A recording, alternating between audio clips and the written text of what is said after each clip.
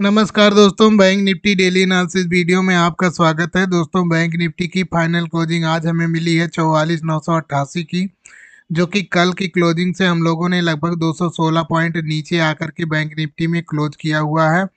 आज हम लोग यहाँ पे एक हैमर टाइप की कैंडल जनरेट की हुई है हम लोगों ने। आप यदि मान लीजिए कल इसी किसी जोन में ओपन हो जाते हैं, यानी कि 45,200 वाले लेवल में ओपन हो करके हम लोग ऊपर की तरफ निकलते हैं, तो हम लोगों का जो अब रेजिस्टेंस लेवल होगा वो ये वाला जोन होगा जहाँ से बैंक निफ्टी नीचे की तरफ आया था कल,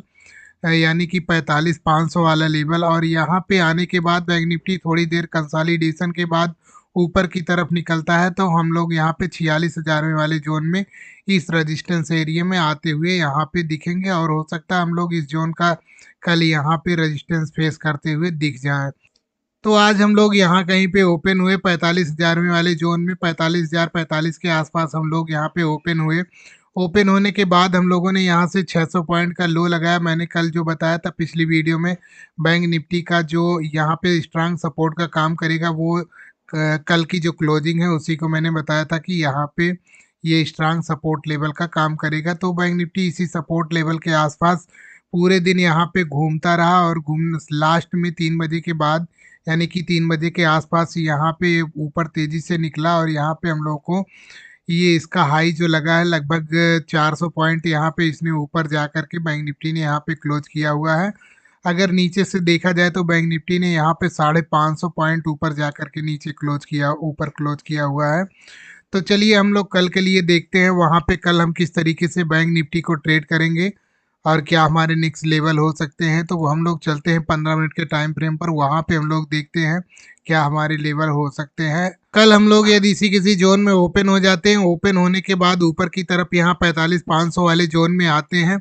और यहाँ पे आने के बाद बैंक निफ्टी कंसोलिडेशन करता है, और कंसोलिडेशन के बाद ये ऊपर की तरफ निकलता है, तो हम लोग को का जो नेक्स्ट टारगेट होगा वो 45,866 वाला लेवल, ये वाला लेवल बैंक निफ्टी इस लेवल में लेकर हम लोगों को जाता हुआ दिखेगा।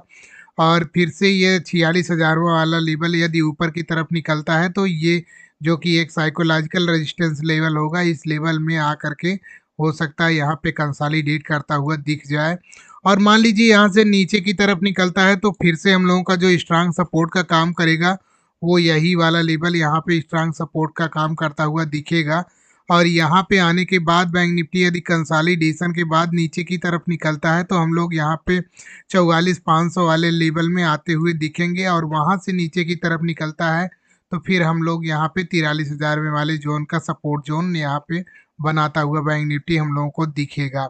मान लीजिए हम लोग गैप अप ओपन हो जाते हैं 45,500 के आसपास, और यहाँ पे गैप अप ओपन होते हैं।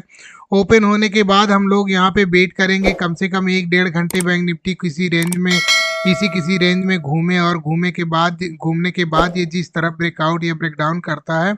हम लोग उस तरफ का ट्रेड लेते हुए दिखेंगे। और यहाँ से यदि ब्रेकआउट करता है तो हम लोग यहाँ पे फिर से यहाँ पे हम लोग 46,000 वाले जोन में लेकर जाता हुआ बैंक निफ्टी हम लोग को दिखेगा। और यदि मान लीजिए नीचे की तरफ निकलता है, तो हम लोग आज की क्लोजिंग के आसपास का यहाँ पे सपोर्ट लेते हुए दिख सकते हैं। और मान लीजिए हम लोग हैवी गैप अप ओपन हो जाते हैं 46,000 वाले जोन में, और यहाँ पे हम लोग ओपन होने के बाद हम लोग कंसोलिडेशन का वेट जरूर करेंगे, या कोई हम लोगों को बेरिश कैंडल मिल जाती है तो हम लोग उसको ट्रेड करेंगे, जो कि हम लोगों को ये जो 45,500 का सपोर्ट लेवल है, इस सपोर्ट लेवल के आसपास बैंक निफ्टी यहाँ पे लेकर आता हुआ तब हम लोगों को दिखेगा। क्योंकि यहाँ पे यदि गैप अप ओपन हो जाएगा तो बैंक निफ्टी के लिए 45,500 का जोन जो है ये सपोर्ट का काम करेगा, तो यहाँ पे सपोर्ट लेता हुआ दिख सकता है। और यहाँ पे कंसोलिडेशन के बाद यदि ऊपर की तरफ निकला कोई हैमर कैंडल जनरेट करके, या फिर कोई पैटर्न बना करके ऊपर की तरफ निकला, तो हम फिर से 46,000वें लेवल को यहाँ पे ब्रेक करते हुए दिख सकते हैं। और मान लीजिए हम लोग गैप डाउन इसी किसी जोन में ओपन हो जाते हैं 44,500 वाले जोन में, यानी कि जो हम लोगों ने आज लो लगाया उस लो के आसपास ओपन हो जाते हैं। ओपन होने के बाद हम लोग यहाँ पे वेट करेंगे, कोई हम लोगों को हैमर कैंडल मिल जाती है तो हम लोग उसको ट्रेड करेंगे, या फिर कोई कंसोलिडेशन का एरिया रेंज मिलता है, या फिर कोई हम लोग को ऐसा पैटर्न मिलता है जो कि ये बुलिश या बेरिश दिखता है, तो हम लोग उसको ट्रेड करेंगे। यदि ये ऊपर की तरफ निकलता है तो हम लोग आज की क्लोजिंग के आसपास हम लोगों को लेकर आता हुआ दिख सकता है। और मान लीजिए नीचे की तरफ निकलता है तो हम लोग फिर से यहाँ से 44,500 वाले लेवल में बैंक निफ्टी हम लोगों को लेकर जाता हुआ दिख सकता है। यदि हम लोग गैप डाउन यहाँ 44,000 वाले जोन में ओपन हो जाते हैं, ओपन होने के बाद हम लोग यहाँ पे वेट करेंगे, ये कम से कम ये 1-1.5 घंटे कंसोलिडेट करे